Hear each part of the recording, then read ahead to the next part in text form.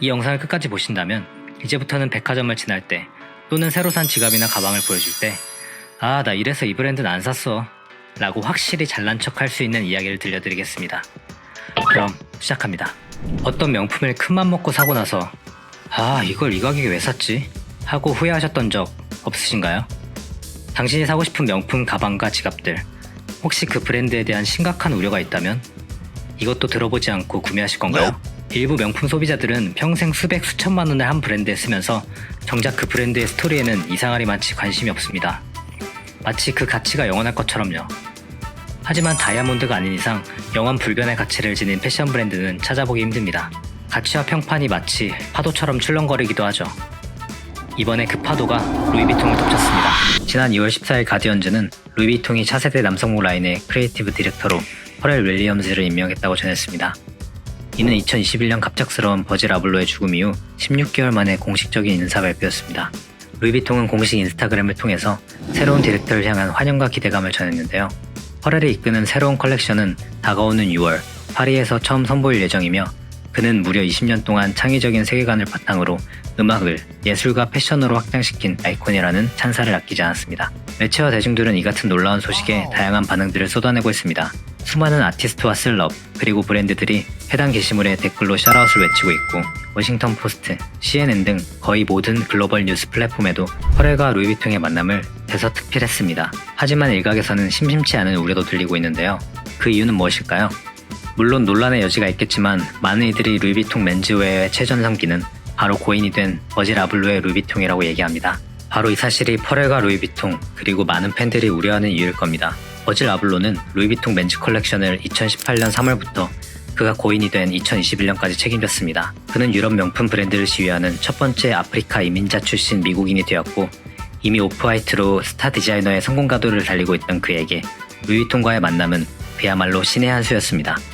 수많은 그의 힙스터 친구들의 축하 속에 화려하게 막을 올린 그의 루이비통 컬렉션은 수많은 가십거리를 생산하고 폭발적인 인기를 이어갔습니다. 스트릿 브랜드 오프화이트의 수장답게 그는 프랑스의 럭셔리 브랜드를 더 영하고 대중적으로 풀어냈고 그의 파격적인 루이비통 컬렉션은 당시 늘 패션지의 헤드라인을 장식했죠. 물론 몇몇 평론가들과 자칭 패션 피플들은 그의 컬렉션이 계속될수록 너무 단순하거나 오프화이트에서 봤었던 디테일들의 연장선이라며 비판했습니다. 사실 디자인은 굉장히 주관적인 요소가 반영되기 때문에 모두가 찬양하는 것은 세상에 존재할 수 없습니다만 확실한 건 루이비통 본사는 버질 아블로를 정말 사랑할 수밖에 없었을 거란 사실입니다. 그 이유인즉 버질을 영입하고 1년 후인 2019년 루이비통 매출은 125억 유로를 기록했고 이는 전년 대비 15% 정도 성장한 수치였습니다. 특히 아시아와 미국에서 큰 폭의 성장이 있었다고 하는데 비교적 다른 대륙과 나라에 비해 남성 명품 소비율이 높은 지역임을 감안했을 때 버질 아블로는 주어진 역할을 톡톡히 해냈다고 보여집니다. 그 후 2020년 루이비통의 모회사인 LVMH의 전체 매출은 447억 유로로 전년 대비 90억 유로 정도 감소했지만 코로나로 매출이 반토막 난 경쟁사와 비교했을 때는 굉장히 선방한 수치라고 평가받고 있습니다. 그리고 2021년 루이비통의 모회사는 버질 아블로와의 이별을 공식화합니다. 그의 건강 악화와 새로운 프로젝트들을 거론하며 발표했는데 이때 많은 사람들이 버질이 2019년부터 암투병으로 고생해왔다는 걸 알게 됐습니다. 그로부터 몇 달 후 11월 28일 버질은 끝내 41세의 젊은 나이로 생을 마감합니다.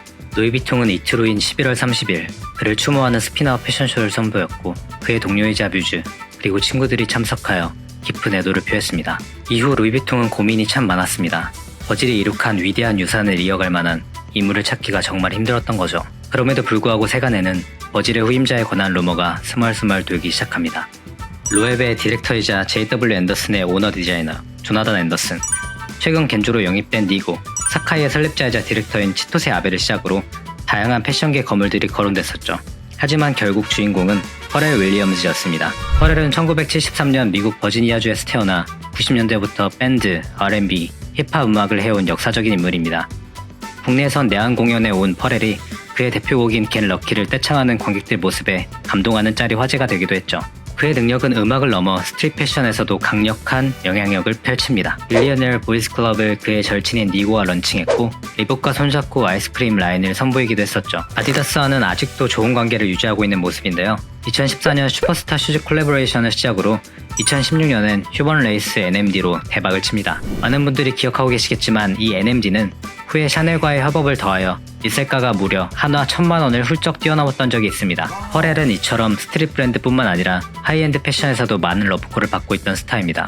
몽클레르, 꼼데가르송 등과의 협업을 시작으로 앞서 말한 샤넬과는 2017년 핸드백 캠페인을 작업하는가 하면 2019년엔 샤넬 캡슐 컬렉션에서 직접 다양한 의류와 액세서리 등을 발표하기도 했습니다. 하지만 아무리 샤넬과 그의 사이가 돈독했을지라도 루이비통과의 인연만큼은 아니었나 봅니다. 퍼렐과 루이비통의 인연은 무려 2005년으로 거슬러 올라갑니다. 당시 블라손이라는 컬렉션의 일부로 퍼렐은 몇 가지의 주얼리와 선글라스를 선보이고 2010년엔 밀리어네어라는 한정판 라인에서 디자인 참여도 하게 되죠. 그 당시 이 선글라스는 정말 어디서든 보였던 것 같습니다. 사실 퍼렐은 오래전부터 지금까지 개인적이든 공식적이든 루이비통을 서포트하는 모습을 많이 보여왔습니다. 어쨌든 이제 와서는 샤넬보다 루이비통을 조금 더 사랑한다는 건 확실히 알겠네요. 퍼렐과 버질, 닮은 듯 또 다른 두 남자는 가까이에서 꽤 오랫동안 서로에게 많은 영향을 받았을 겁니다. 버질이 세상을 떠났을 때 퍼렐은 친절하고 관대하며 사려 깊은 창의적인 천재여라며 그의 친구를 진심으로 추모했었죠. 루이비통의 회장 겸 CEO는 퍼렐의 인사 발표와 함께 다음과 같은 코멘트를 더했습니다.